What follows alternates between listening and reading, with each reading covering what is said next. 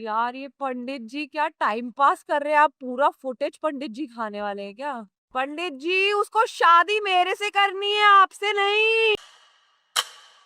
Everyone currently is talking about the Twisha Sharma case. What really happened to Twisha Sharma? By the time you start unraveling this mystery, you might find the version of truth presented to you has changed completely. It's been rewritten, or there are some new details that have been added on. But one thing with certainty that we can share with you is this is not a standalone case. It's not unique. There are many other cases very similar to this one that happen on an everyday basis in India. Picture the Haldi ceremony. It is a pre-wedding ceremony done in Hindu weddings. Twisha seems to exist in a dimension entirely her own. Her face is illuminated by a radiant, genuine smile. Her eyes sparkle with pure excitement, and her heart is overflowing with sheer joy as she truly immerses herself in the celebration with those she holds deeply dear. Whether she's sharing a joke with her sisters or dancing freely with the guests, she's embracing every single second of her life. On one side stood Twisha's family, on the other, Samarth and his family. Everyone was united in celebration, yet no one could have possibly predicted that these very videos that were being captured then to preserve happy memories would in just a few months transform into such haunting reminders, piercing the heart like a blade whenever they are remembered. The bond between Twisha and her brother Harshit was incredibly deep, and it was never more visible than in these intimate moments during the Haldi ceremony, when her brother lovingly applied the turmeric paste on her face. Twisha's eyes welled up with tears. Both of them fought to keep their composure, forcing smiles to hide the swelling emotion. Like any devoted brother, Harshit was overjoyed, yet deeply touched by his sister's wedding. Twisha was one of those rare people who could display a childlike, uninhibited excitement when truly happy, grounded, joyous,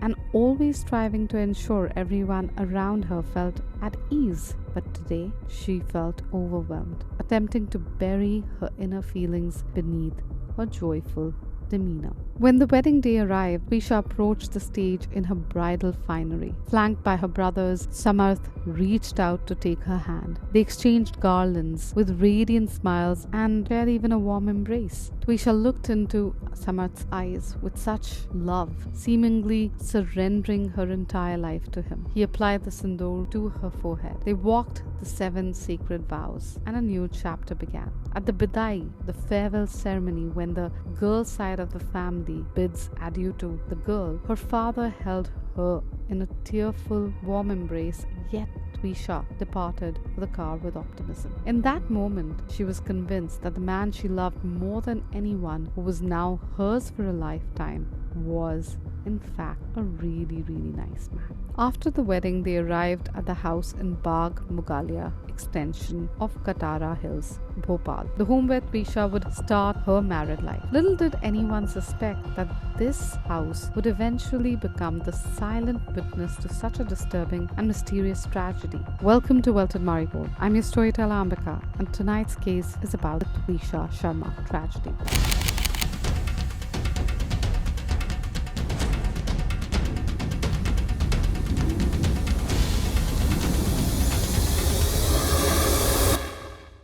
Twisha Sharma was a 33-year-old from Noida who transitioned into modeling after earning her MBA. She had once held the title of Miss Pune even, and had appeared in various ads and a few Telugu films too. However, finding that the acting world didn't really give her the kind of success she had hoped for, she transitioned into a private sector corporate job in Delhi. During this period, a connection on a dating app led her to meet Samarth Singh, a criminal defense attorney based out of Bhopal. As their conversations deepened over a few meetings, they realized they shared a connection and broke the news to their families. The families soon met, and on December 12, 2025, the couple was married. Twisha's family felt immense joy, pride, and relief, believing they had secured a bright future for their daughter in a prominent household. Samarth, after all, was a lawyer, practiced law in the Bhopal district court, and his mother, Giribala Singh, was a retired district principal, judge, who at the time chaired the District Consumer Forum bench. Now, following all the wedding festivities, Twisha relocated to Bhopal to reside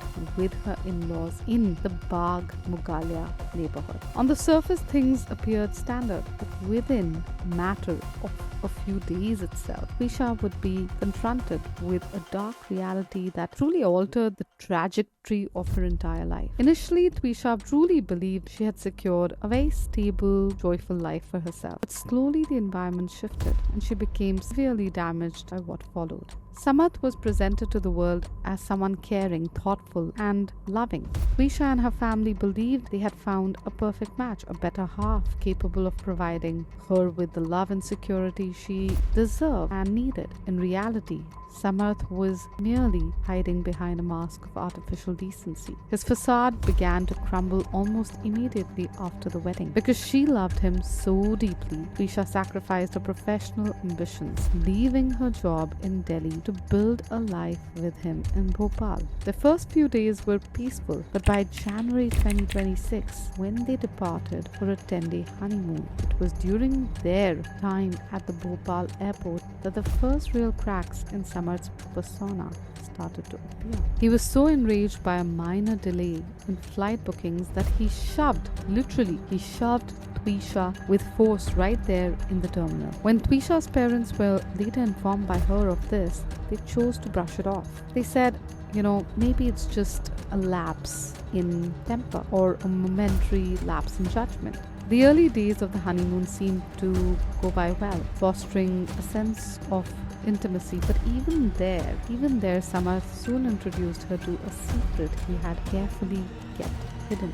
You see, Samarth was a heavy drug user, consuming practically every intoxicating substance he could get his hands on. When Twisha eventually caught him in the act, he didn't apologize. He actually pressured her to participate in his habit. Twisha stood her ground. She was left stunned, unable to reconcile this behavior with a man she thought he had married. But because she resisted and refused to join him in such self-destructive behavior, the relationship turned violent and Samarth began to physically assault her. Once they returned from their honeymoon, Twisha mustered up courage to tell her mother-in-law, Giribala. Giribala was not surprised. She didn't have a reaction that of shock. It was as if she was hearing something that she already knew. In reality, Samarth's mother had known for a long time that her son was deeply addicted to drugs. It wasn't just her. His struggle was an open secret in the local courts. If you were to ask any lawyer in those halls, they wouldn't hesitate to tell you exactly who Samarth Singh was. A man who lived on alcohol, drugs and marijuana every single day. Court में चले जाइए, किसी भी वकील से बात कीजिए, समर्थ सिंह कैसा था, वो पहले बताएंगे भैया नशेड़ीबाज आदमी था, रोज शराब पीता था, रोज ड्रग्स लेता था, रोज गांजा लेता था, ये कोई भी बता देगा जिसको आप जानते नहीं हैं. Even Giribala herself eventually admitted during a heated argument that her son had actually spent 2 years in a rehab center back in his college days because his addiction had gotten so severe. It was a bizarre moment of hypocrisy when she claimed, "This was news to me because I was not aware of what was happening under my very close eyes. He was behind in his studies in college because of this very reason." I want to pause for a few seconds because if you found this breakdown insightful and you like our podcast that we bring to you every single week, here's a request. Do follow us, do review us, and do share it with your friends and family. Now back to the story. All of these dark details had been carefully scrubbed away before the wedding. Twisha had no idea that she was literally just walking into a trap that her marriage was part of. Her marriage was a part of a much larger calculated scheme. In January and February, when Twisha returned to her parents' home to help with her brother's wedding preparations, she finally opened up to her family about how Samarth was treating her. Her family, likely trying to keep the peace and hoping for the best, told her that every marriage requires some adjustment in the beginning and that things would surely improve. But here's the thing, the things did not improve. Samarth was now taking drugs in broad daylight, and whenever Twisha tried to stop him, he would unleash his rage on her. He was living a double life to her parents. He played the part of the perfect, idealistic son-in-law in many ways, while in front of his mother, he acted like an innocent boy. When Twisha tried to confront Giribala about the behavior, she would simply shut her down, refusing to believe a word, even though she knew exactly what her son was doing behind closed doors. When Twisha discovered she was pregnant, she wasn't filled with joy she had probably expected to. Instead, she was terrified. She couldn't bear the thought of bringing a child into the environment, especially knowing Samarth's body was essentially a cocktail of toxic drugs. She feared the potential birth defects, the lifelong struggle that the child might face being raised in an environment like that. She began considering an abortion, but Giribala was obsessed with the continuity of the family legacy, especially since her older son had gone through a divorce years earlier. To her, Twisha was just a way that she could get a grandchild. When the mother and son found out Twisha was planning an abortion, they exploded with fury. But Twisha stood her ground and went through with the procedure on her own. The moment she did, Samarth turned his verbal abuse into something even crueler. He started attacking her character, repeatedly asking whose child she had been carrying. For any woman, these aren't just arguments. They cut deep. Psychological wounds that tear at you and your mental well-being. They hurt. By March 12th, Twisha was back at her parents' house to attend her brother's wedding, staying there until her father's successful bypass surgery. When she finally returned to her in-laws' home, the cycle of abuse began all over again. Samarth and his family constantly made her feel as though she and her parents were beneath them, frequently mocking the money her family had spent on the wedding. To make matters worse, Samarth would give her a single rupee for daily expenses, forcing her parents to send her money online just so she could buy basic necessities. Samarth would use the filthiest insults imaginable, even calling her illiterate in front of his friends, while Giribala would subject her to disgusting, invasive questions about her past. This constant crushing humiliation pushed Twisha into a deep depression. She's broken. Only a few months into her marriage, she felt like a prisoner in her own life, and so she fled back to her parents' house. But Samarth, using masterful emotional blackmail, convinced her to come back. She clung to the hope that he was changing, especially after he had spoken to her so emotionally to bring her home. But here's the thing, a leopard doesn't change its spots. The moment she returned, the abuse started again. Samarth beat her daily, and now they had a new goal.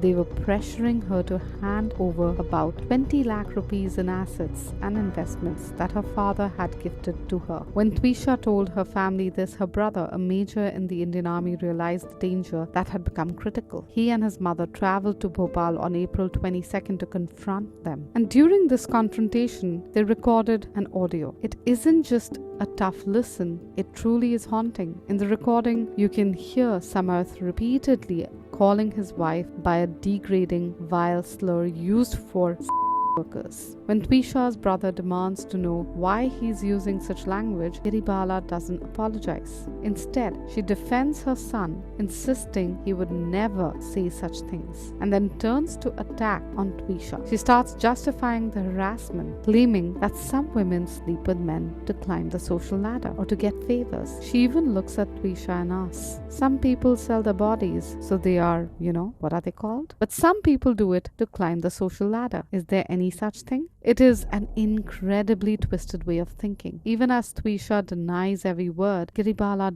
doesn't back down. She keeps pushing, asking Twisha if she's planning to sleep with other men even while married. To Giribala, a woman's dating history was a moral failing that made her prone to cheating, a rich accusation coming from a woman whose own son was hunting for partners on the exact same dating apps as her daughter-in-law had been. Samarth, this hypocritical son who only months earlier on his wedding day was cooing sweet promises to Twisha, had transformed completely. Be harder for her to move because she's changing cities and move into a new home to live with new people. It's going to be tricky for her, and I hope I can make that process.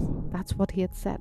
Yet shortly after the vows, he was hurling vile, dehumanizing labels at her, calling her a sex worker. What makes this even more stomach-churning is that this wasn't taking place in some uneducated backwater household. These words were spewing from the mouth of an educated man and an educated woman who had served as a district judge. These actions eventually unlocked a memory for Twisha, a moment she had originally tried to dismiss as a misunderstanding perhaps. She realized that early on she had caught Samar in a compromising situation with another man. She had seen him with her own eyes. When she confronted him and the man, they scrambled, weaving a complicated web of lies and excuses. At the time, she wanted so badly to believe she was wrong, or that it was just a strange mistake. The boy had spun a story and she had actually believed it. Now, though it all made sense, she finally understood why this behavior after the wedding was so cold, why he was so distant. He wasn't the man she thought she had fallen for. He was someone completely different. It becomes clear that this was a textbook case of lavender marriage. In a lavender marriage, families often force their children into a conventional heterosexual marriage to cloak their true sexuality from a judgmental society. They fear that if the truth came out, their status and reputation, their face will be ruined. So they go out and find a girl who has no idea what's happening, lead her into a false sense of security, and marry her. It's all about maintaining a front, keeping the family's image, their reputation, and their standing in society untouchable. This is almost certainly why Giribala Singh was so obsessed with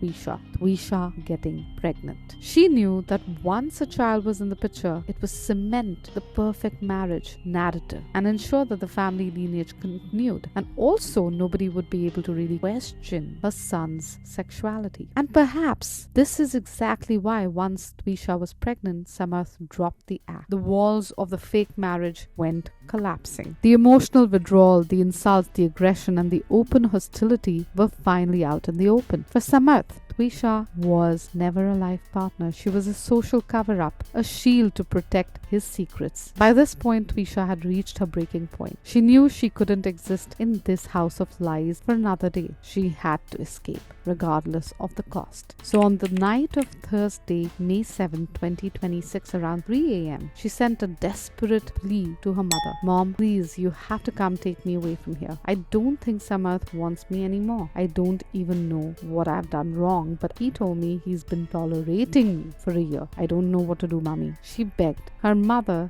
to take a direct train and come to Bhopal so they could leave together. She was terrified. She knew she couldn't walk out that door on her own. Specifically told her mother to come alone, clearly paralyzed by the fear of what would happen, what kind of scene would unfold if Samarth might know that she was trying to leave. By Saturday, May 9, Twisha wasn't just emotionally shattered, she was on the brink of an absolute mental collapse. She told her mother that Samarth was now drilling her with questions about the baby she had aborted, effectively tearing her character apart. But Twisha's mom, likely blinded by her own fear of what the society might think, told her, "Just let it go. Try to ignore him." Twisha's reply was heart-wrenching. "Mommy, I'm going to lose my mind here. I cannot handle this." Even then, her mother pushed her to talk to Samarth's mother, Amma. Twisha explained that the woman simply denied everything, refusing to believe her son could do any such thing. Samarth had even demanded that Twisha's father come and beg for their forgiveness, making it clear that this was now just not about hurting Twisha, but about absolute public humiliation of her entire family. On the same day, Twisha also texted her cousin Meenakshi,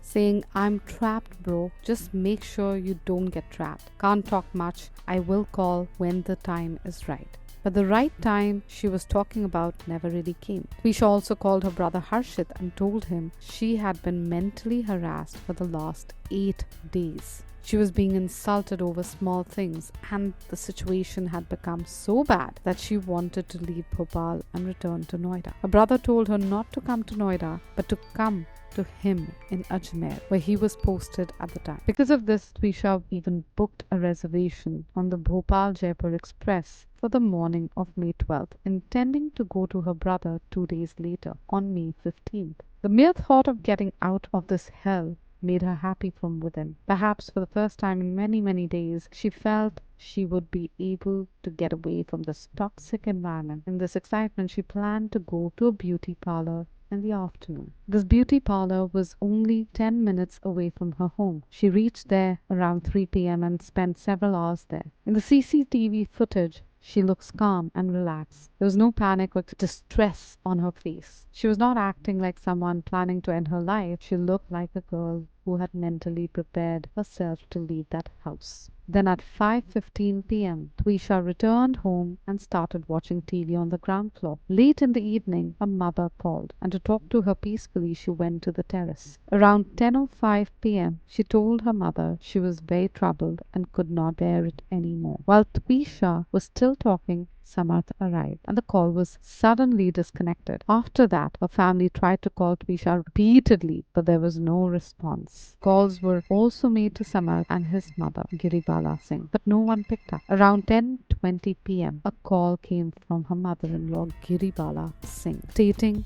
that Twisha was not breathing and was being taken to Ames Hospital. About 15 minutes later, another call came from Giribala Singh saying that Twisha was dead. She had passed away. Twisha's in-laws blamed Twisha for her own death. However, the available evidence, logic, and the lies told by them raised many, many questions. The biggest question was about the police investigation itself. In such cases, the crime scene is normally sealed immediately. The FSL team is called and every piece of evidence is scientifically preserved. But nothing like that seemed to happen in the initial hours. The first and perhaps the most shocking blunder was regarding the hanging belt. The nylon belt found, which was used as a noose, was seized by the police, but it was not sent to the forensic doctors for analysis. This was the most crucial part of the investigation because in such cases, the most important scientific process is the comparison of the ligature marks, meaning both the mark on the neck actually match the object claimed to be the noose. If the belt had been with the doctors, they could have checked the injuries matched the belt, or if that belt could have even supported the body weight. It is noteworthy that the postmortem happened on May 13th, but the police did not send the belt to the forensics until May 15th. So how did the doctors declare the cause of death without even seeing the belt? Twisha's family also revealed that during the postmortem, Giribala's sister, who is a senior doctor, was present, making it highly possible that the investigation was tampered with. The second big question was why the police did not find any written note from Twisha in the house, even though according to chats, she was facing continuous mental torture. When the short post-mortem report came out, it mentioned multiple injury marks on her fingers, wrists, forearms, and head. In fact, the images of the body, Twisha's lips, hands, and ears appear blue. These were all ante-mortem injuries, meaning they were given to her while she was alive. But Ames Bhopal did not perform a detailed dissection of these blunt force injuries during the postmortem to determine how deep or old they were. Furthermore, the neck and cervical structures were not properly examined radiologically. The injuries on the neck were not scientifically correlated with the ligature material. Moreover, the preserved viscera samples were not sent for further evaluation. There was no clear forensic conclusion regarding the possibility of drugs, poison, or chemicals in her body. The post-mortem report mentioned Twisha's height as 166 centimeters, but according to the family, her actual height was 172 to 173 centimeters. Even basic details were wrong. When this was raised in the media, the police commissioner said the wrong height did not matter. But in such cases, height in fact plays the most important role in mathematically reconstructing whether such an event was physically possible. In the investigation, Samarth Singh made many big claims to the SIT, but there were many contradictions in his statement, and many facts did not match the statements given by Giribala Singh. Samarth said that after the abortion, Twisha began to stay emotionally disturbed and there was a lot of argument between them about the Ajmer trip a few hours before her death. To understand the investigation in more detail, the SIT took Samarth to his house where the crime scene was recreated. But then the case took another big turn when CBI team arrived in Bhopal from Delhi and officially took over the entire investigation. The FIR was re-registered, adding serious charges like dowry death and cruelty. Looking at all these facts, the MP High Court finally rejected the anticipatory bail granted to Giribala Singh. Whether Twisha will get justice or not, only time will tell. Maybe this CBI investigation will bring out other hidden truths behind other contradictions, or perhaps this case will also get tangled between influence, power, and procedures. Only time will tell. This marks the end of this episode. Until the next episode, stay kind, stay safe.